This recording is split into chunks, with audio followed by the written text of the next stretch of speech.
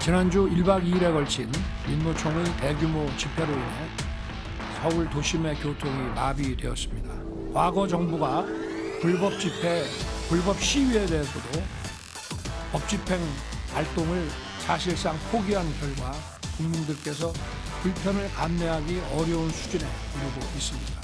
우리 정부는 그 어떤 불법 행위도 이를 방치 외면하거나 용납하지 않을 것입니다.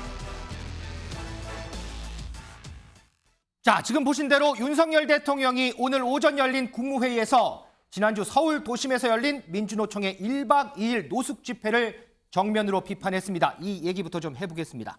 민희숙 기자, 우리가 영상 처음에 잠깐 보긴 했는데 지난주 열렸던 민주노총 집회, 구체적으로 어떤 상황이었어요? 네, 총 2만 5천여 명의 조합원이 모였습니다. 평일 저녁, 화요일, 수요일 1박 2일에 걸쳐서 노숙 집회가 이어졌는데요.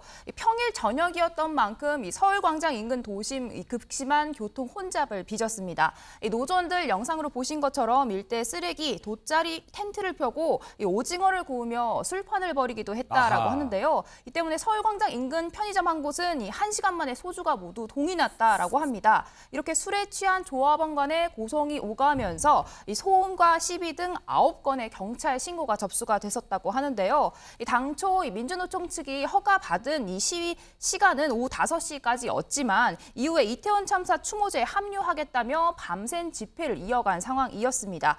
결국 서울시는 민노총 건설조합에 서울광장 청계광장을 무단 사용한 것에 대해서 총 9천여만 원의 변상금 부과 또 형사 고발도 예고한 상황입니다. 김재수 위원장, 윤 대통령이 오늘 국무회의에서 이 민주노총의 집회를 꼭 집어서 얘기한 이유가 있을까요? 당연하죠. 왜냐하면 이 노조 집회 자유라는 것도 어디까지나 타인의 권리를 침해하지 않는 선에서 이루어져야 된다라는 것. 그리고 어떠한 불법도 용인할 수 없다라는 것. 그동안 윤석열 대통령이 꾸준하게 강조해왔던 점이고요. 이번 민주노총 집회는 심지어 여러 가지 불법 행위들을 수반한 상황에서 1박 2일로 이루어졌다는 점, 그리고 그에 대해서 국민들이 극심한 불편을 겪었다는 점, 여러 가지 면에서 윤 대통령이 이번에 민주노총 집회를 꼭 집은 걸로 저는 해석이 됩니다. 사실은 지금 우리 그 집회와 시위에서 어디까지 시위를 할 수 있느냐, 이거에 대해서 약간 규정상이 좀 난맥상이 좀 있었는데 이번 기회에 국민의힘도 이 시위라는 것도 정확하게 정해진 시간에 할 수 있도록 좀 법 개정을 추진하고 있는 상황이고, 그런 의미에서 정부 여당이 이런 불법한 시위에 대해서는 단호하게 대응하겠다라고 하는 것을 여러 군데서 지금 천명하고 있는 상황입니다. 그 법 개정 부분은 좀 이따 제가 변호사님께 좀 여쭤보겠습니다. 자, 그러면서 서영주 부대변인, 전 정부를 언급을 했어요. 전 정부에서 불법 시위에 대해 법 집행 발동을 사실상 포기한 결과다, 이런 얘기를 했는데 어떻게 들으셨어요? 그러니까 언제까지 전 정부 탓을할지 모르겠습니다. 집회 시위 부분 포기했다? 그렇지 않습니다. 사실과 전혀 다르죠. 엄정하게 대응을 했고요. 헌법에 보장된 집회, 결사의 자유에 대해서 그걸 존중한 것이죠. 민주주의의 근간이 되는 것은 집회, 결사가 매우 중요합니다. 국민들이 본인의 의사를 표현한다는 거. 그거를 최대한의 법적 집행의 테두리에서 보장을 했고요. 문재인 정부에서도 그걸 어겼을 때는 과감하게 어떤 법적 조치를 했습니다. 지금도 마찬가지죠. 이번에 보면 이제 건설노조 같은 부분에 있어서는 조금 불법 집회라고 보기는 힘들어요. 조금 성숙되지 못한 집회 시위의 한 방식이죠. 그런 부분에서는 지적받을 수 있으나 이런 성숙되지 못한 집회 시위의 방식에 대해서 지적하면서 전 정부 탓을 하거나 그리고 집회 시위의 법률 자체를 전부 바꾸겠다. 이것은 본인 윤석열 대통령께서 얘기하는 자유민주주의, 헌법에 근거한 자유민주주의의 어떤 그 선상에서는 조금 이질감을 느껴져요. 그러니까 자유민주주의라는 건 헌법에 보장된 이 민주주의의 국민들의 표현의 자유, 집회 시위의 자유들을 충분히 보장하는 게 그게 바로 윤석열 정부가 바라는 자유민주주의 아닐까요? 근데 저는 그래서 조금 오해가 되는 게 개인적으로는 건설노조를 별로 그렇게 윤석열 대통령이 안 좋아하시는 것 같아요.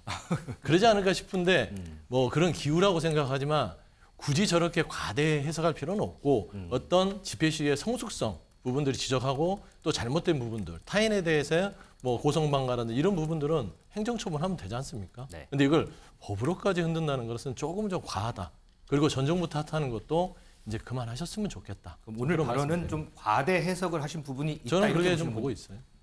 양진희 변호사, 이제 조금 전에 이제 김재섭 위원장이 얘기했던 정부 여당이 지금 집시법 개정안을 추진하고 있어요. 이게 이제 자정부터 새벽 6시까지 집회를 이제 금지하도록 하는 건데 우리가 학창 시절에 우리 대한민국 국민은 집회와 결사의 자유가 있다라고 배웠잖아요. 여기에 비춰 보면 위헌의 소지는 없나요?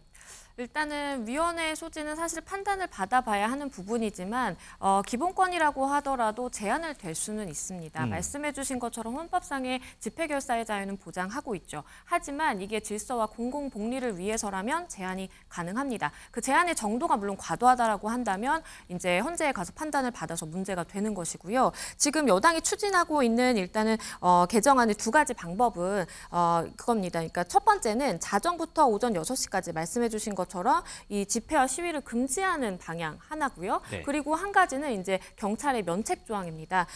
뭐라고 얘기를 했냐면요. 평화적이고 합법적인 집회 시위의 문화가 정착되기 위해서는 경찰의 대처 방식 역시 정당한 공무 집행이 선행이 돼야 된다라면서 집시법에 면책 조항을 추가로 이제 신설을 하겠다. 이 두 가지 골자로 이해를 해주시면 될 것 같고요. 과거에 헌재가 2009년에 5개 집회를 허가제로 제한한 집시법 제10조에 대해서 위헌이다라고 이제 헌법 불합치 결정을 내린 바가 있었고요. 그리고 2014년에는 이제 한정위원 결정을 내렸는데요. 한정위원이 내려진 것은 이제 5개 집회의 경우에 이제 한정위원 조항의 판단을 받았습니다. 야간 시위 허용 범위를 이제 자정까지 일단은 사실 헌재에서 이걸 임의로 정할 수는 없기 때문에 네. 자정까지 가능하다라고 일단 선을 그어놨고 그 이후에 이제 국회 입법기관에서 이거는 결정해서 추가적으로 이제 입법을 해라라고 이제 공을 넘긴 상황이었는데요. 그 이후에 사실은 수년이 지났지만 국회에서 입법이 제대로 되지가 않았어요. 네. 개정안이 올라갔지만 통과되지 못했고 지금 그래서 상황이 어떻게 됐냐면 시위 같은 경우에는 자정에서 6시 사이에는 이제 불가능하다라고 해서 조항이 마련되어 있는 상황이고 그런데 5개 집회의 경우에는 지금 야간 5개 집회에 대해서는 입법 불비의 상황입니다. 그렇기 때문에 일단은 어떤 방식으로든 개정안이 올라가서 개정이 돼야 되는 것은 맞고요. 다만 그 제한이 과도한지 여부는 추가적으로 문제가 된다면 또 헌재에 가서 판단을 받아야 되는 그런 상황입니다. 적용되는 상황들을 좀 봐야 되겠군요. 네. 자, 윤석열 대통령 오늘 국무회의에서 더불어서 G7 정상회의 결과도 설명을 했습니다. 그 목소리도 듣겠습니다. 외교 슈퍼위크라고 부를 만큼 정말 쉴 틈 없는 빡빡한 일정이었지만 보람도 아주 컸습니다. 이번 G7 회의를 계기로 바이든 대통령, 기시다 총리와 한미일 안보 협력의 강화에 대해서 지속적인 논의를 해나가기로 했습니다. 저는 이번 히로시마 G7 회의를 통해서 대한민국을 바라보는 국제사회의 시각이 사뭇 달라졌음을 실감했습니다. 글로벌 아젠다에 진취적으로 앞장서고 적극적으로 기여하며 책임 있게 행동하여 글로벌 중추국가의 비전을 실현해 나갈 것입니다. 이지수 기자, 윤석열 대통령 이렇게 발언에 단어 하나에 상당히 힘이 들어가 있는 것 같아요. 네, 그럴게요. 지금 대통령 지지율 현재 4주 연속 상승세를 이어가고 있습니다. 지금 40%대에 육박한 상황인데요. 이런 상승세 대통령 취임 이후 처음 있는 숫자라고 합니다. 한미 정상회담 이후 이어진 한일 셔틀 외교의 복원, 또 G7 정상회의 참석 등 이 연쇄적인 정상 외교가 이런 긍정적인 영향으로 이어진 것으로 풀이가 되고 있는데요. 순방 리스크를 끊어냈다 이런 긍정적인 평가도 나오지만 네. 이 G7 정상회의에 대한 여야의 평가는 조금 엇갈리고 있습니다. 영상으로 보고 오시죠. 이 우리 대한민국의 경제력, 외교력 또 뭐 이런 게 사실 G7, G8 국가에 들어갈 정도 충분합니다. 아하. 예를 들어서 G7 회의에 있는 이태리라든지 영국이라든지 네. 캐나다 그 나라하고의 경제력이 비슷한 수준이거든요. 그래서 아마 이런 식으로 가끔 우리가 국제회의에 계속 참석하다 보면 네. G8에 들어갈 날도 멀지 않았다. 언젠간 들어갈 것이다. 논평을 하는데 G8이래요. 네. 심리적 G8 상태에 들어갔다. 심리적 G8 상태면 네. 실제로는 못 들어갔다는 얘기고 네. 정신승리하는 거죠. 중국을 적대시하고 러시아를 적대시해서 남는 게 뭐냐고. 경제 폭망밖에 더 있습니까? 멍청한 얘기죠. 김재수 위원장, 지금 공방 들어봤는데 이제 G8 가지고 이제 공방이에요. 야당에서는 이거 정신승리다 이렇게 하는데 어떻게 반박하시겠어요? 그 뭐 사실상이라는 말 때문에 야당에서 좀 꼬투리를 잡고 있는 모양인 것 같은데 저건 사실 G7 국가들 간의 역학관계를 제대로 이해하지 못한 데서 비롯됐다고 생각합니다.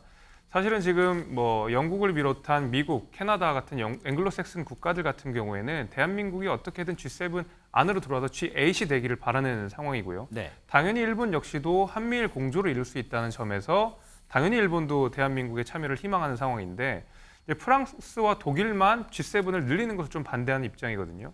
그 대한민국만 들어가는 것이 아니라 아마도 들어가게 되면 호주랑 같이 들어가게 될 겁니다. 대한민국과 호주가 공이 들어가서 G8보다는 G9이나 뭐 아니 스페인까지 해서 G10 정도가 될 가능성이 있기 때문에 당장 G8이라고 하는 것은 사실상 우리는 G7 국가들과 어깨를 나란히 하지만은 이런 호주와의 관계, 그다음에 호주가 들어가는 문제, 그다음에 프랑스나 독일과의 관계 문제 이런 것 때문에 G8이라고 못을 받기 어려운 상황인 것이지 사실은 대한민국은 이미 G7 국가들과 많은 이야기들을 하고 있습니다. 그런 의미에서 대통령께서 힘주어서 우리가 G7 국가, G8 국가에 대해서 자신감 있는 태도를 보인 것은 이미 우리는 그 반열에 올라와 있고 앞으로 시간의 문제일 뿐이지 이들과 같이 국제사회의 협력자, 파트너로서 일할 준비가 되어 있다는 자신감이 있기 때문이라고 저는 생각합니다.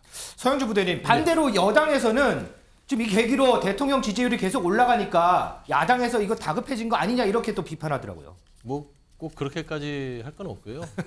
외교는 뭐 대한민국을 대표해서 나가는 거잖아요. 그래서 성과가 있으면 좋습니다.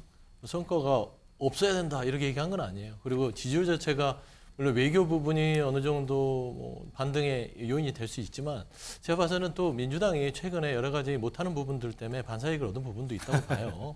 그래서 이제 그렇게 해석하는 게 맞을 것 같고요. 근데 좀 아쉬운 것들이 그렇습니다. 그러니까 윤석열 대통령께서 G7 가서 고생하시고 오셨는데 네. 막상 가지고 오신 건 뭐지? 그러니까 아까 국무회에서도 얘기하셨지만 뭐 글로벌 중추국가로서 책임 있는 행동을 하고 말들은 되게 멋있는데 막상 손에 쥐고 건 없습니다. 근데 결국에는 일본에게 후쿠시마 오염수 방류에 대한 어떤 여러 가지 뭐 어떤 근간을 마련해주고 네. 그다음 과거사 부분도 세 번째 만났는데 일본에서는 기시다가 아무 얘기도 안 했습니다. 기시다 총리께서. 그다음 미국도 그렇습니다. 반도체 부분, IRA 가서 충분히 얘기할 수 있는데 그런 것들이 하나도 없이 그냥 심리적 G8이라고 하니까 그러니까 그런 거를 비판을 받는다. 그러니까 제가 말씀드리는 거는 외교 성과에 대해서 뭐 야당이 비판할 수 있습니다. 비판하면 비판일 수도 있습니다. 하지만 그럴 때 대통령께서는 무슨 소리냐. 내가 이렇게 손에 쥐고 왔다 선물 보따리를. 실질적으로 이렇게 보여주면은 야당이 무슨 소리를 하겠어요. 근데 지금 없습니다. 말하기는 쉽지만 성과 내기는 어렵다라는 측면에서는 윤석열 대통령께서 조금은 아쉬움이 있는 이번에 순방이었다라고 비판하는 것입니다. 알겠습니다. 자, G7 정상회의 관련해서 여야 공방까지 들어봤고요.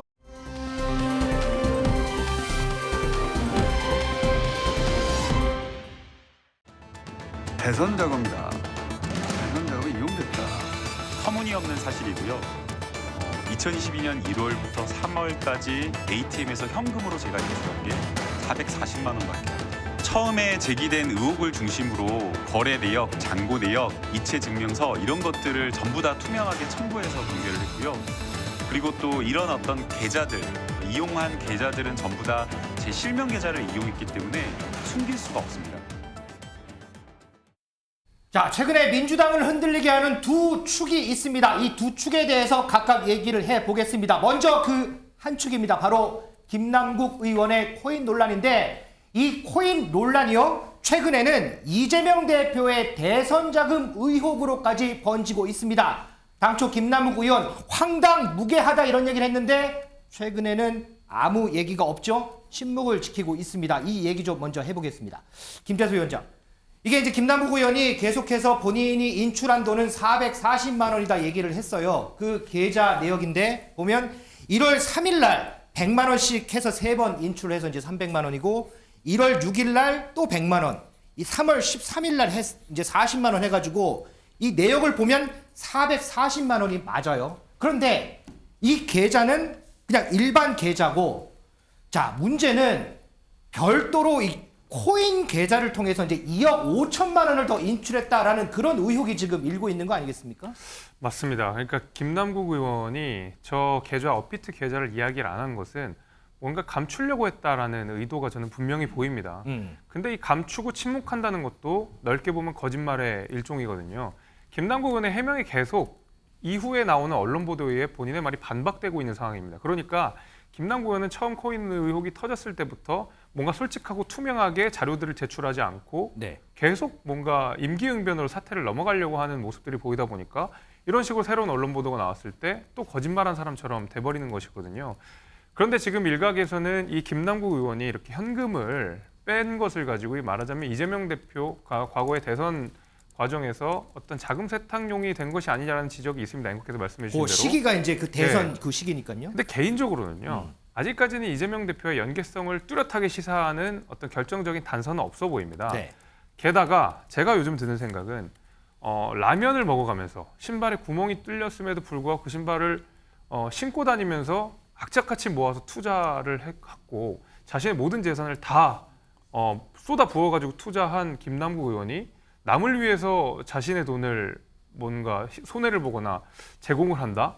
저는 김남국 의원이 그렇게 간단한 사람이 아니라고 생각하고 훨씬 냉철한 투자자다. 그런 의미에서 이재명 대표한테 돈을 안 건넸을 가능성도 저는 대단히 높다고 생각합니다. 자, 그러면 뭐 대선 자금 이런 거는 좀 이따 얘기하더라도 일단 김남국 의원은 본인은 440만 원을 인출했다고 똑똑히 얘기를 했어요. 그러면 그게 아니고 코인 계좌로 해서 2억 5천만 원을 인출한 의혹이 맞다면 김남국 의원은 그럼 거짓말을 한 건가? 김 의원도 변호사인데 이걸 모르고 일반 입출금 통장만 공개를 한 거는 이거는 납득이 안 되는 부분 아닌가요? 그러니까 이제 이런 부분에 있어서는 김남국 의원의 처신 자체가 비판해서 자유할 수 없다. 그렇게 얘기는 할 수밖에 없습니다. 뭐 440만 원을 현금 인출한 게 ATM에서 뽑는 게 현금 인출이고 네. 계좌 이체되는 현금들은 또 그 현금 인출이 아니다. 이런 주장을 처음에 했었습니다. 그렇죠. 그러니까 그러다 보니까 일반 상식에서 봤을 때는 뭐지? 이런 거거든요. 특히나 또 이제 가상자산을 투자하는 젊은 층에서는 이 국회의원 신분으로서 가상자산을 운용해서 이렇게 돈을 많이 벌었으면 이거 너무 위선적인 거 아니야? 라는 측면에서는 본인이 초래한 게 있어요. 그리고 나서 해명을 해가는데 제 생각에는 조금 편을 들자면 지금 현재 김남국 의원 2억 5천 인출에 대해서 얘기하는 것들은 검찰 수사가 있기 때문에 침묵을 하고 있지 않냐라고 생각하고요.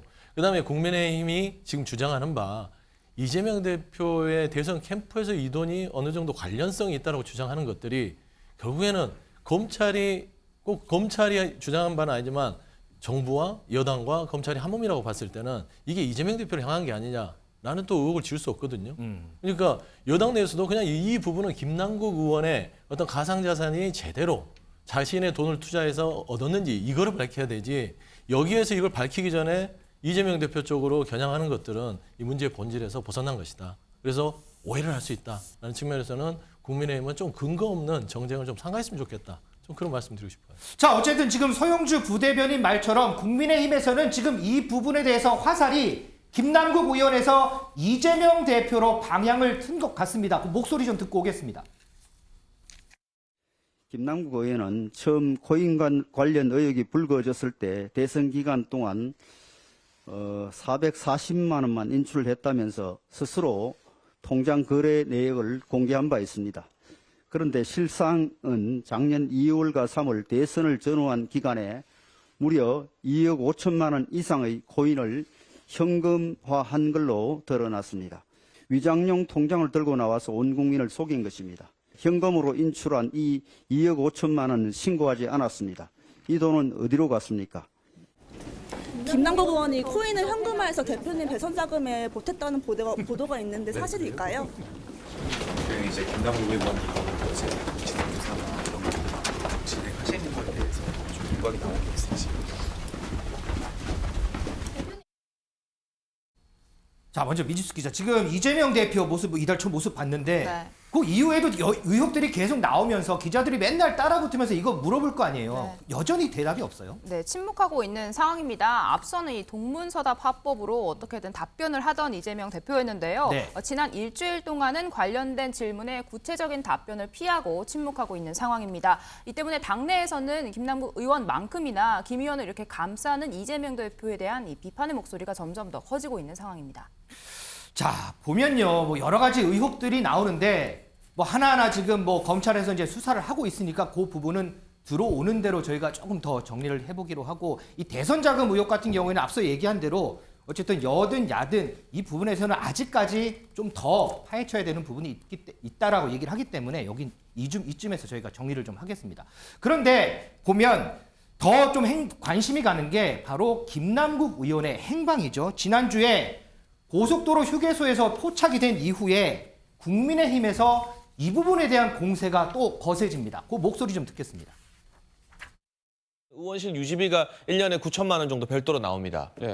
아까워 죽겠어요. 국회의원 한 명한테 들어가는데 국가 예산 1년에 7억 5천만 원 정도가 들어간답니다. 그러니까 직접 들어가는 현금만 그렇고요. 예. 부수적인 거 합하면 한 30억 된다는 언론 보도도 그래요? 있더라고요. 저기 뭐 캠핑 가는 거예요?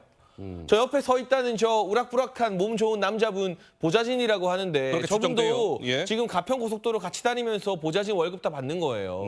저 승합 차량의 기름값이랑 저 차량 유지비도 다 세금으로 나가는 거예요. 허허. 의원실 지원비가 1년에 9천만 원이 따로 나간다니까요. 네. 아니면은 우리 국민들이 피땀 흘려서 번 돈으로 내준 정치 후원금으로 내주겠죠. 한 달에 100만 원 절박하다고 하는 검소한 청년 정치인에게 속아서 내준 후원금으로 저 차 기름값 써가면서 지금 가평 휴게소 가 있는 거예요. 예. 양지민 변호사. 국회의원은 선출직 공무원입니다. 그런데 김남국 의원 상임위에도 불출석했죠. 그 이후에 계속해서 두문불출합니다. 일반 회사원이 이렇게 하면 이거 큰일 나는 거 아니에요? 그렇죠. 만약에 일반 회사원이 이렇게 한다라고 한다면 뭐 징계가 당연히 따르지 않을까라는 생각이 드는데요. 하지만 국회의원의 경우에는 조금 다릅니다. 앞서서도 이제 이야기가 나온 것처럼 사실은 국회의원이 이렇게 회의에 출석하고 본인이 해야 하는 의무를 다 하지 않으면 뭔가 세비가 깎인다든지 뭔가 페널티가 있지 않을까라고 생각을 하실 텐데요. 현실은 그렇지 않습니다. 이제 특별활동비라는 게 이제 세비의 명목상에 있는데요. 특별활동비만 본회의나 아니면 상임위를 하루 결석할 때마다 3만 원 조금 넘게 좀 삭감되는 수준이고요. 그 외에 별다르게 출석 일수라든지 이런 걸 따져서 그거에 비례해서 세비를 깎는 건 아직까지는 사실은 이제 개정안이 올라와 있지만 이게 통과되지 않았기 때문에 현실적으로는 불가능한 상황이고요. 네. 과거에 이제 김남국 의원이 국회의원에 대해서 무노동 무임금을 강력 적용해야 된다라면서 사실은 아까 말씀드린 그 개정안에도 사실 본인의 이름을 올렸었거든요. 네. 그런데 결론적으로는 이제 통과되지 못했고 결국에는 사실 세비를 다 받아갈 수 있는 상황이고 과거에는 어떤 일도 있었냐면 구속됐는데도 사실은 세비 1년간 다 지급받은 경우도 있었습니다. 김남국 의원 말고 이제 다른 경우에 그렇죠. 다른 경우에 그렇기 때문에 김남국 의원이 뭐 일부 회의에 이제 불출석했지만 관련 세비는 다 이제 받아갈 수 있는 거죠. 어쨌든 지금은 무노동 상황이라고 봐야 되죠. 그렇죠. 왜냐하면 이제 국회의원에게 요구되는 뭐 활동들이 여러 가지가 있겠지만 국민의 입장에서 가장 중요하게 생각하는 건 사실 회의에 이제 참석하는 것인데 그게 이제 되지 않다 보니까 국민들이 보기에는 일을 안 하고 이제 돈을 받아가네라는 생각을 자연스럽게 좀 하실 수 있는 것 같습니다. 자, 서영주 부대변인. 네. 이게 이제 지금 지난번에 이제 고속도로에서 찍힌 사진인데 장해찬 국민의힘 최고위원 말에 따르면 김남국 의원이 있고 이 옆에 서 있는 분이 보좌관 같다는 거예요. 그런데 이제 지금 이 상황은 공무 수행 중이 아닌데도 불구하고 보좌관을 이렇게 대동을 하고 다니는 거 이것도 문제가 아니냐 이렇게 지적을 하거든요. 그게 뭐 사실이라면은 문제로 지적할 수는 있지만 뭐 그렇게 뭐 세금 타령까지 해가면서 얘기할 건 아닌 것 같아요. 그리고 지금 장해찬 최고 얘기했듯이 저 차량과 저 보좌진이 아니 저 남자분이 옆에 있는 분이 보좌진인지 보좌진이 아닌지 아직 사실관계 확인된 건 없습니다. 그리고 저 차량이 국회의원이 타고 다니는 차량인지도 확인이 안 돼 있고요. 그래서 사실이라면 비난받을 수 있지만 이걸 가지고서는 무슨 세금을 9천만 원이네 뭐 3억씩 받네 9억이네 이러면서 비난한 것은 비난을 위한 비난 같고요. 단지 김남국 의원의 처신 부분은 좀 비난을 받을 수 있죠. 지금 당이 본인 때문에 이렇게 힘들고 그리고 본인이 좀 자료를 선명하게 최초부터 공개를 했었으면 여기까지 끌고 오지 않았을 텐데 지금 한가롭게 지금 휴게소에서 어디 놀러 가듯이 저렇게 찍혀서 저기 있는 게 맞나? 저 시간에 뭐 탈당을 했다 하더라도 민주당이 성실하게 자료를 제출하거나 아니면 개인이 지금 뭐 검찰 수사를 받는다 하더라도 뭔가 좀 국민들의 의혹을 계속 받지 않도록 공개하는 그런 처신을 했어야지 지금 저렇게 놀러 다니는 듯한 표정 이런 모습들은 별로 그렇게 달갑게 보지는 않습니다. 근데 그거는 하나만 좀 짚어볼게요.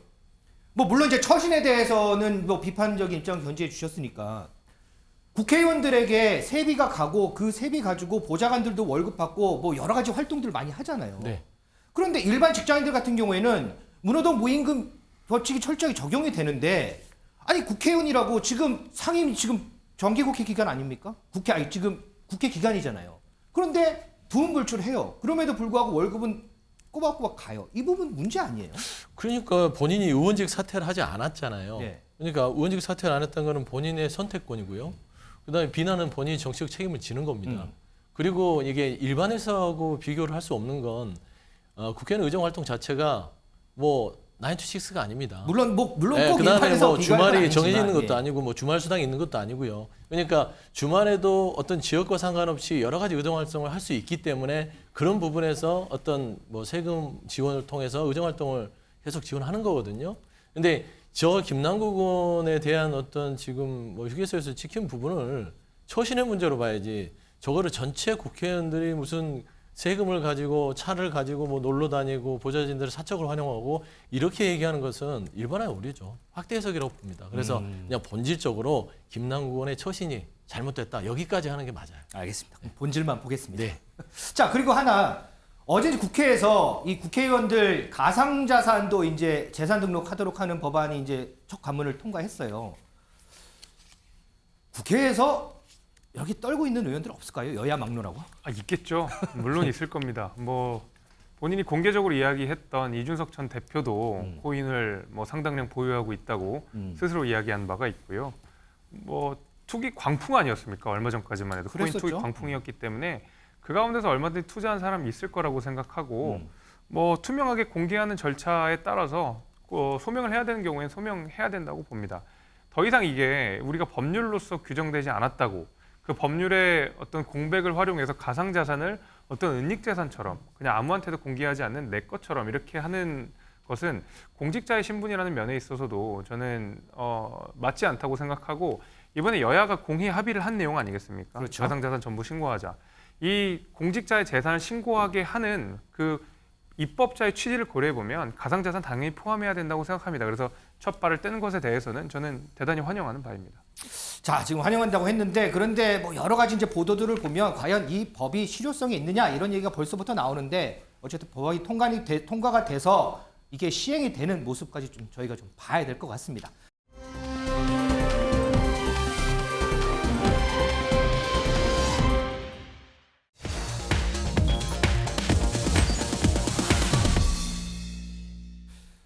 자, 민주당을 흔들리게 하는 두 축 중에 두 번째 축, 바로 돈봉투 의혹입니다. 이번 의혹의 핵심 중에 한 명으로 꼽히는 윤관석 의원, 검찰에서 12시간이 넘는 조사를 받고 돌아갔습니다. 미지수 기자, 그러면 현역 의원 중에 핵심으로 꼽히는 인물 이성만 의원 그리고 윤관석 의원 둘 다 이제 조사를 받았어요. 네. 그러면 검찰에서 나올 법한 얘기는 구속영장 청구 이런 얘기 나올 법한데요. 네, 영장 청구 지금 검토 중이다라고 합니다. 아직까지 전해진 소식은 없지만요. 네. 이르면 오늘, 늦어도 내일 중에는 청구가 될 거다 이런 이야기가 나오고 있습니다. 왜냐하면 국회 현재 임시회기가 이어지고 있잖아요. 네. 현직 의원이 영장 심사를 받기 위해선 국회의 동의가 필요한 상황입니다.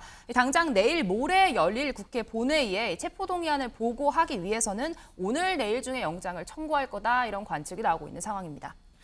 양지민 변호사, 어쨌든 이제 두 분은 국회의원 신분이기 때문에 검찰이 구속영장을 청구를 하면 국회에서 이제 체포 동의안 표결이 이제 또 이루어져서 여기가 통과가 돼야 이제 영장 실질 심사를 또 받으러 갈 수 있는 거잖아요. 그렇죠. 말씀해주신 것처럼 이제 민주당을 탈당을 하기는 했지만 지금 현역 국회의원 신분이기 때문에 법원의 영장 실질 심사를 받기 이전에 국회에 이제 체포 동의안이 가결이 돼야만 영장 실질 심사를 받을 수가 있습니다. 그래서 말씀해주신 것처럼 지금 검찰이 날짜를 두고 좀 고민을 하고 있는 것 같아요. 왜냐하면 본회의가 25일과 그리고 30일에 이제 예정이 되어 있는데 어느 본회의에 올릴지, 그렇다면 이제 어디에 올릴지에 따라서 이제 구속영장 청구를 언제 해야 되는지가 또 결정이 되고, 그것은 더 이제 들어가면 사실은 지금 증거 상황이나 이런 걸로 봤을 때 법원의 일단은 체포동의안이 가결된다라는 그 전제 하에서 네. 그 다음에 이제 법원까지 갔을 때 이게 어느 정도의 소명이 가능한지 여기까지도 좀 고민이 깊을 것 같습니다. 자, 그러면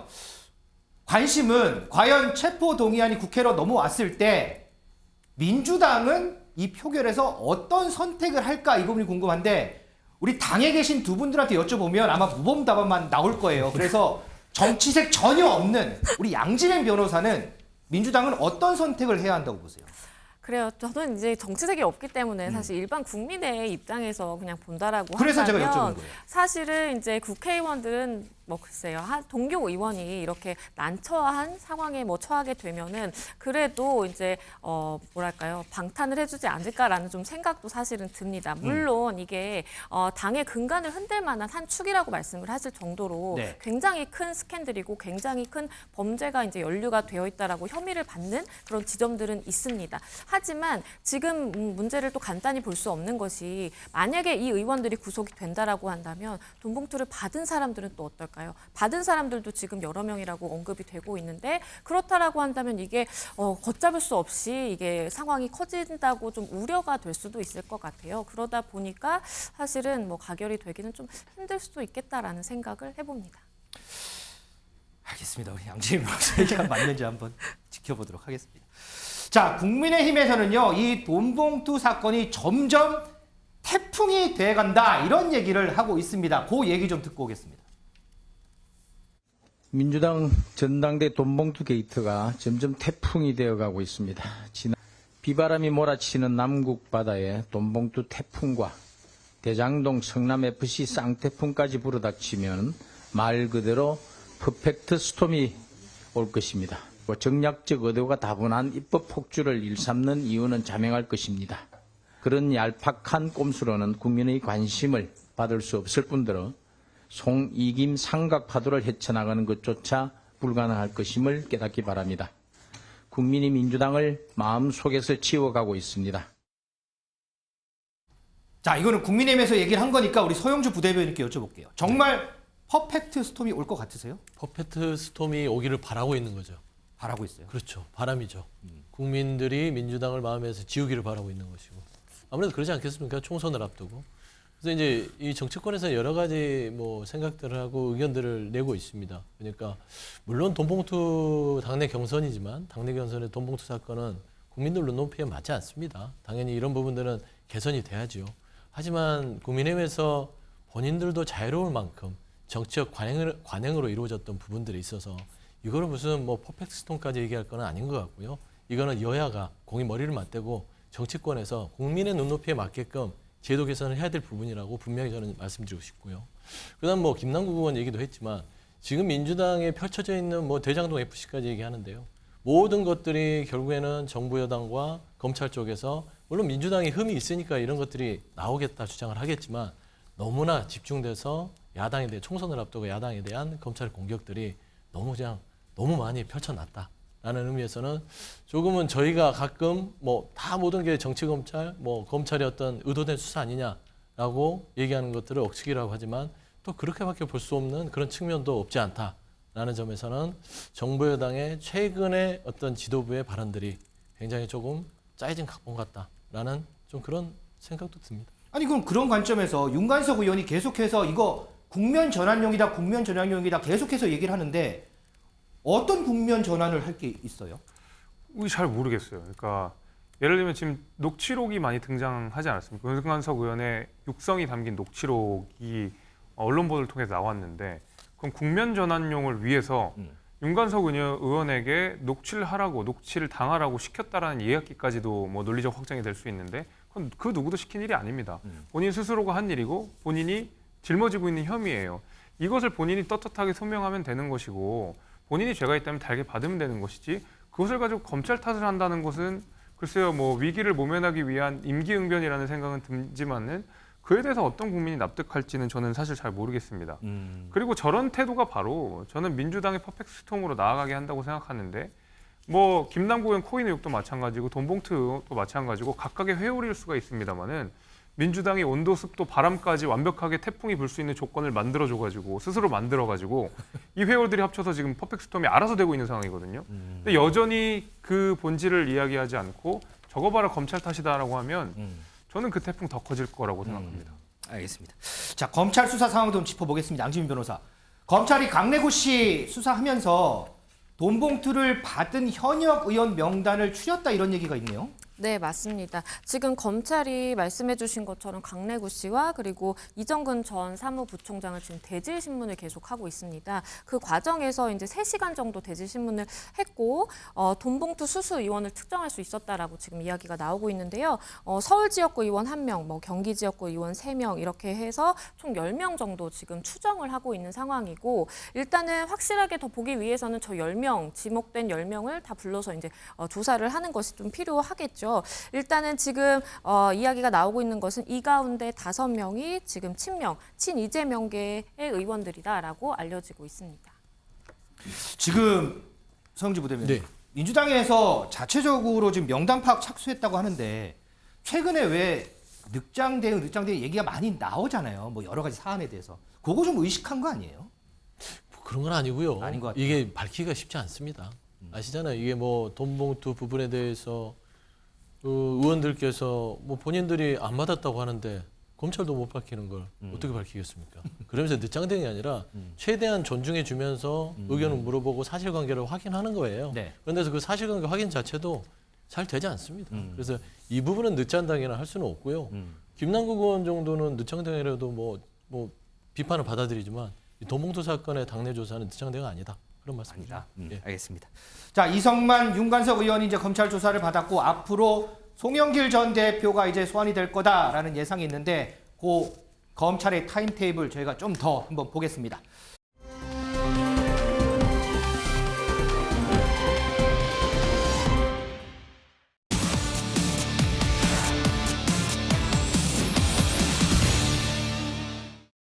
네, 뉴플리 오늘 제목은 권양숙 이재명의 독도 접시 선물입니다.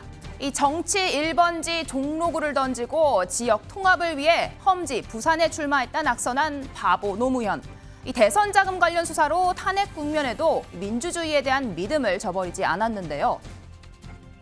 동과 서를 하나로 합쳐서 광주에서 콩이면 부산에도 콩이고 대구에서도 콩인 이 노무현이 열겠습니다. 이쯤 가면 막 하자는 거죠? 대한민국 군대들 지금까지 뭐 했노 이게? 자기들의 직무유기 아닙니까? 부끄러운 줄 알아야지. 네, 이런 노무현 전 대통령을 기리는 추도식에 여야 대표가 총출동했습니다. 어제는 고인의 바람대로 오랜만에 두 사람 친근한 모습을 보였는데요. 선배들이 잘해놨는데 너희 후배들은 뭐하냐 이런 질책의 말씀을 주셨는데 전적으로 수용하고 공감합니다. 우리 선배님들께서 노력했었던 그 길을 따라서 대한민국의 민주주의가 퇴행하지 않을 수 있도록 최선을 다하도록 하겠습니다. 노 전 대통령의 통합의 원칙, 이 정신을 기억하겠다는 국민의힘. 김기현 대표는 오늘 오전 김영삼 전 대통령 생가를 먼저 들른 다음 이 오후엔 추도식으로 향하며 통합 행보에 나섰습니다. 하지만 야당 대표 이 자리에 환영받지 못하던 때가 있었죠. 8년 전 김무성 전 새누리당 대표 추모객들로부터 물세례를 받고 아들 노건호 씨한테 공개적으로 비판을 받기도 했습니다. 대한민국의 노무현 대통령이 김정일이한테 가서 마치 애들이 어른한테 잘 보이려고 자랑하듯이 미국을 제국주의 패권주의자라고 욕을 하고 미국과 싸웠다고 자랑했습니다. 미군과의 합동작전인 작전계획 5029를 없애버리겠다고 자랑했습니다. 그리고 오늘 이 자리엔 특별히 감사드리고 싶은 분이 오셨습니다. 전직 대통령이 NLL을 포기했다며 빛 속에서 정상회의록 일부를 피토하듯 줄줄 읽으시던 모습이 눈에 선한데 어려운 발걸음을 해주셨습니다. 권력으로 전직 대통령을 죽음으로 몰아넣고 그로도 모자라 선거에 이기려고 국가기밀문서를 뜯어서 읊어대고 국정원을 동원해 댓글 달아 중국몰이 해대다가 아무 말 없이 언론에 흘리고 불쑥 나타나신 진정 대인배의 풍모를 뵙는 것 같습니다. 네, 오늘 추모식 대통령실에서는요, 이진복 정무수석이 참석을 했는데요. 이 노 전 대통령의 영화를 보고 2시간 동안 울었다라는 윤석열 대통령, 이 추모곡을 부르며 고인에 대한 존경심을 드러내기도 했는데요. 2007년 노무현 전 대통령께서 주변의 많은 반대에도 불구하고 고뇌찬 결단을 하셨습니다. 제주 해군 기지는 국가의 필수 요소다. 무장과 평화가 함께 있는 것은 잘못이 아니다. 이렇게 말씀하셨습니다. 저는 노무현 전 대통령의 고뇌와 결단을 가슴에 새깁니다. 네, 이번 추도식 주제 역사는 더디다 그러나 진보한다였는데요. 민주당은 진짜 노무현에게 다시 돌아간다며 이 노무현 정신을 행동으로 보여드리겠다 이렇게 약속했습니다.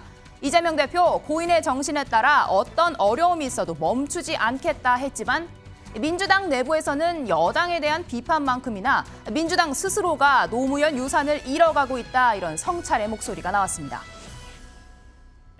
노무현 대통령이 가신 후에야 노무현 대통령의 진가를 알았습니다는 것처럼 국민의힘이 노무현 대통령의 진가를 지금에라도 좀 알았으면 좋겠네요.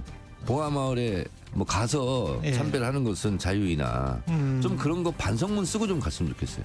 그렇지 않습니까? 인간이라면 좀 양심이 있어야지. 지금 이제 노무현 대통령이 강조하셨던 원칙과 상식이 무너지고 민주주의와 역사마저 후퇴한다는 우려와 걱정이 커가면서 노무현 대통령님이 다시 소환되는 것 같습니다. 내일은 노무현 대통령의 14주기 서거일입니다. 자신의 희생에 모두를 살린 대통령님 앞에서 우리는 과연 떳떳할 수 있는지 솔직히 자신이 없습니다. 이번 코인 사태와 관련해 우리는 기민하지도 단호하지도 못했습니다. 네, 이재명 대표를 향해 쓴소리를 한 고민정 의원, 이 강성 지지층의 문자 폭탄을 받았다라고 하는데요.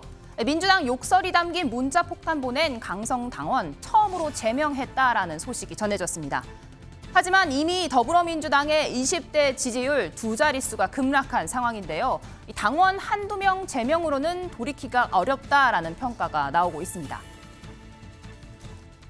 네, 서영주 부대변인님, 오늘 추도식이 있었는데 권양숙 여사가 이재명 대표와 함께 식사를 했습니다. 이 자리에서 3가지 선물을 건넨 장면이 포착이 됐는데 독도가 그려져 있는 접시와 독도 침탈사를 다룬 역사책을 건넸다라고 합니다. 이 선물의 의미 어떻게 해석해야 할까요? 3가지를 주신 것 같더라고요. 첫 번째는 이제 무궁화 접시라고 해서 무궁화와 한반도 이 지도와 이제 독도가 그려진 접시고요. 도자기입니다. 그다음 두 번째는 일본 군부의 독도 침탈사. 이게 이제 2006년 4월 25일일 거예요. 노무현 대통령께서 전 대통령께서 그 독도와 관련된 대국민 특별 담화를 합니다. 독도는 우리 땅이다. 그냥 우리 땅이 아니라 40년 동안에 역사를 가진 우리 땅이다 하면서 당시 일본이 정말 이 독도를 가지고 정말 그 본인들의 영토라고 주장하고 야스쿠니 참배하고요. 과거사에 대한 반성이 없었기 때문에 이걸 대국민 특별담화를 했던 겁니다. 그래서 이 두 부분을 줬던 것은 최근에 이제 한일 관계에 있어서 나름대로 미래로 가자고 지금 정부가 하긴 하는데 그런 부분들이 과거사를 넘겨버리고 그냥 가는 부분들에 잊지 말자. 역사는 더디다 그러나 진보한다고 하잖아요. 하지만 역사를 버려서는 진보할 수 없습니다. 그런 의미에서 아마 책을 선물한 것 같고요. 2가지 선물을. 세 번째는 진보의 미래라는 노무현 전 대통령이 이제 집필을 하시다가 미완의 책입니다. 이거는 이제 국민이 행복하게 하는 삶을 국가가 어떤 역할을 할 것인가 라는 부분이라서 그런 어떤 시민주권, 시민의 대중 정치선대 나머지 미완이 있기 때문에 이재명 대표에게 이 미완의 진보의 미래에 대해서 거기에 고민해봐라 라는 측면에서 한 3가지 책을 선물해 주지 않았냐라는 부분에서는 아마 이재명 대표가 많은 부담을 느끼고 오지 않았을까 좀 그런 생각이 듭니다. 네, 김지섭 위원장님, 어제 여야 대표가 손을 잡는 화합의 모습을 보였습니다. 노무현 정신을 계승했다 이런 평가도 나오는데 오늘 두 사람 분위기는 좀 어땠습니까? 어제만큼 화기애애 보이진 않았습니다. 사실 어제도 김무성 대표가 갑자기 이렇게 자리를 마련하면서 두 사람이 어색하게 손을 잡게 되는 그런 장면이 연출되었는데 뭐 그것이 어색하든 아니면 뭐 진심으로 손을 잡았든 저런 모습들이 좀 자주 보이면 좋긴 하겠습니다. 지금 얼마 전에 우리가 간호법이 통과되면서 정부 여당과 야당이 교착 상태에 있다는 것을 좀 전 국민이 다 알게 되셨고 이후에 뭐 노란봉투법을 비롯한 방송법 개정까지 아직까지 여야가 교착 상태에 있는 법안들이 쟁점 법안들이 굉장히 많거든요. 저렇게 좀 화기애애하게 손을 맞잡고 악수를 했던 저 모습대로 나머지 법안들도 조금 차근차근 풀어나갔으면 야당 입장에서 너무 밀어붙이지 말고 여당에서 좀 들어주는 그런 모습을 보이면 아마 국민들이 좋아하지 않을까 저는 그렇게 생각합니다. 네, 말씀 잘 들었습니다. 제가 준비한 코너는 여기까지고요. 저는 픽 해설로 다시 돌아가도록 하겠습니다.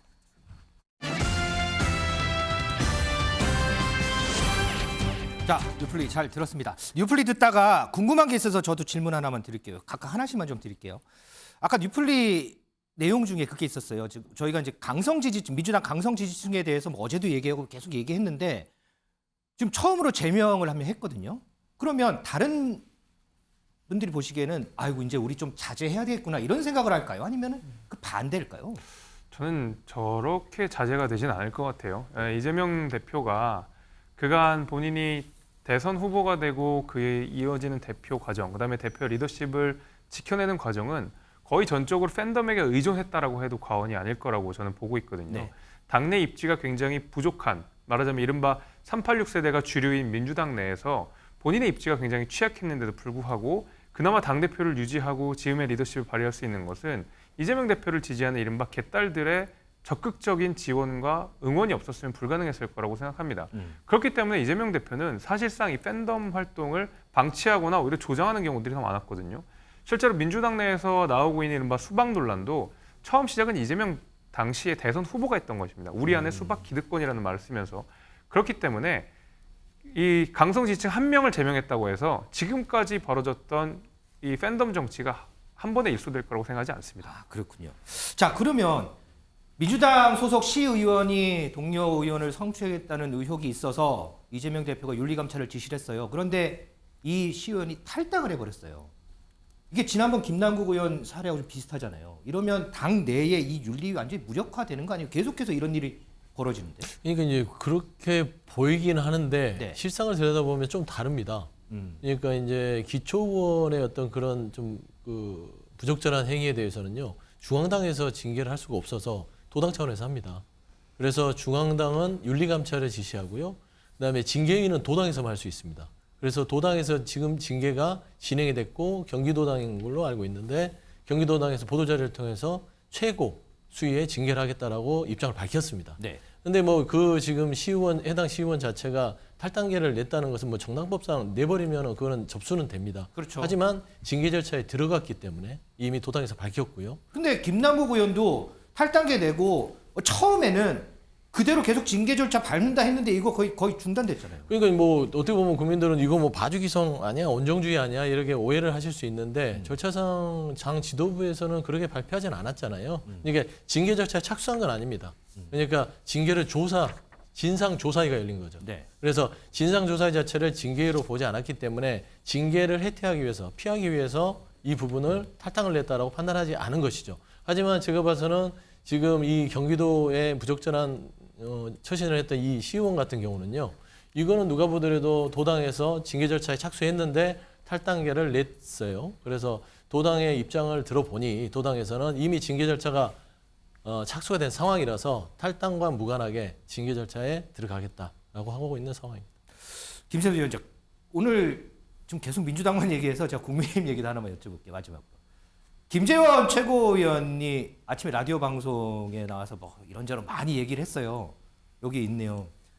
뭐 이렇게 뭐 여러 가지 이제 자기 역할을 해야 되겠다, 많은 역할을 할 거다 이렇게 얘기를 했는데 뭐 일각에서는 뭐 탈당해서 뭐 무소속 나올 거다 뭐 이런 얘기도 있고 신당을 만든다 또 뭐 이런 얘기도 있고 어떻게 보세요, 김재원 최고위원? 본인 스스로 아니라고 이야기를 했기 때문에 뭐 그거는 예, 아니라고 했습니다. 예, 저는 이제 그 의견을 믿어야 된다고 생각하고요. 아무래도 이제 윤리 징계가 있는 상황에서 방송을 했다, 뭐 여러 가지 이야기를 했다라는 것 자체에 대한 비판도 많이 있었습니다만은 기본적으로 김재원 의원은 굉장히 원론적인 이야기를 했다고 생각합니다. 이제 본인이 당한 윤리위 징계에 대한 약간의 어떤 억울함 호소도 좀 한 것 같고요. 네. 그 다음에 본인에게 표를 줬던 당원들에 대한 본인의 역할, 본인의 소명 같은 것들도 동시에 얘기를 해서 본인이 윤리 징계를 받았음에도 불구하고 사퇴하지 않은 그런 어떤 맥락들을 원론적으로 좀 설명을 했다라고 보고 있지만 방송이 너무 잦아져서는 안 된다고 생각합니다. 왜냐하면 지금 징계 기간이고 그 징계가 어떻게 될지 모르는 상황이기 때문에 본인의 말을 일단은 창당이라든지 뭐 탈당 이런 것들은 아닌 것으로 하되 자중하는 모습을 보여주는 것도 좋을 것 같습니다. 그럼 이거 많은 역할이 있어야 할 거다는 많은 역할은 뭘까요? 약간의 어떤 개인적인 희망사항 같은 거라고 생각합니다. 왜냐하면 지금 당원권 1년 정지이기 때문에 맞아요. 총선 때까지는 당원으로서 어떤 역할을 하기에는 어려운 상황이거든요. 그렇죠. 중간에 어떤 상황 변화가 있지 않는 이상. 그런 것들을 아마 기대하는 발언이라고 생각합니다.